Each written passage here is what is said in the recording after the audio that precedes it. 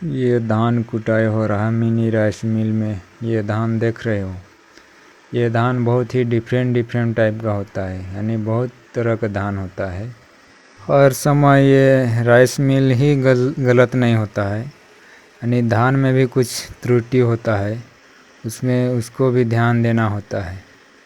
बहुत से लोगों को देखे हैं कि जब वो नए राइस मिल खरीद के घर लाते हैं और कुटाई करते हैं, उस समय जब वो जो चावल निकलता है उसका जो क्वालिटी डिफरेंट होता है तो लोग घबरा जाते हैं।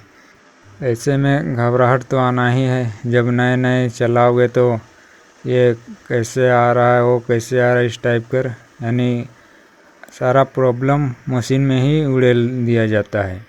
जब कुछ दिन हो जाता है कुटाई करते करते, तब वो बहुत से लोगों को समझ में आता है कि ये धान में ही कुछ त्रुटि होता है, यानी धान एक समान नहीं होता, इस वजह से वो चावल जो निकलता है वो भी एक समान नहीं होता है। ये कुछ धान को पॉलिश करके निकलता है और कुछ धान को बिना पॉलिश किए ही निकालता है ये राइस मिल। यानी धान के ऊपर ज़्यादातर निर्भर करता है कि कौन कैसा धान है, उस टाइप का ये निकालता है कुटाई करके। नए समय जब महीना 1.5 महीना हो जाएगा तभी आपको ये समझ में आएगा कि किस धान में किस टाइप का आता है चावल। शुरू बार हर कोई घबरा ही जाता है।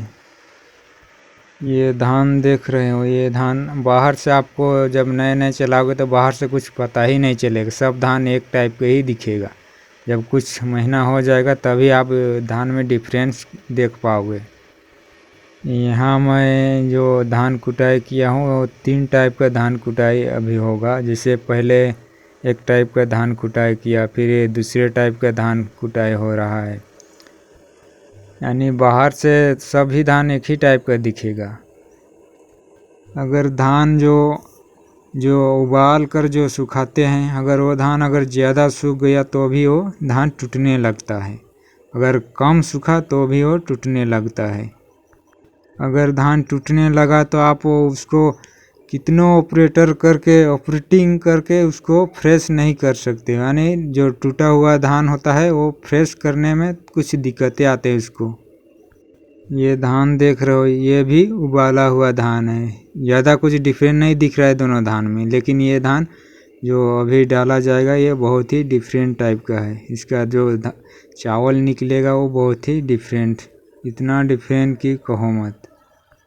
यहाँ बात कर रहा हूँ केवल उबाले हुए धान के बारे में, जो नहीं उबाले हुए होता है उसका बारे में तो फिर कभी बात करेंगे।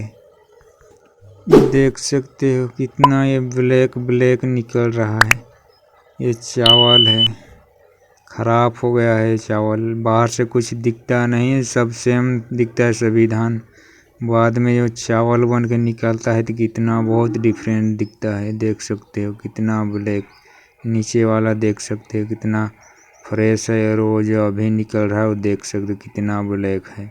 बहुत से लोग नए समय मशीन खरीद लेते हैं, उसके बाद ये धान में जो गलती होते हैं उसको समझ ही नहीं पाते और सारा ब्लेम मशीन में ही उड़ेल देते हैं। छोटा बड़ा धान अगर मिक्स हुआ तो अगर बड़े धान को अच्छे निकाल रहे तो छोटा धान कुटाई नहीं होता, अगर छोटा धान को कुटाई कर रहे हो तो बड़े धान थोड़ा टूटने लगता है, इस टाइप का होता है। और आगे इसी तरह की जानकारी चाहिए तो चैनल को सब्सक्राइब करके हमसे जुड़े रहना दोस्तों। अगर आप वैसे मिनी राइस मिल खरीदे हो या ख़रीदने चाहते हो तो आपको कुछ पेशेंस रखना होगा, धीरज रखना होगा, कुछ दिन ऑपरेट करके आपको देखना होगा कि किस टाइप का मशीन ऑपरेट हो रहा है, किस टाइप का धान कुटाई हो रहा है, इस सब को ऑब्ज़र्व करना होगा।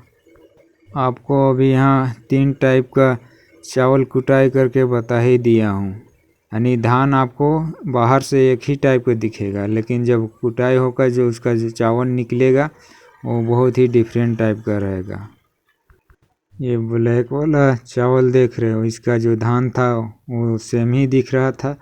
देखो ये वाला कुछ धान, इससे जो कितना फ़र्क है दोनों धान में, देख सकते हो।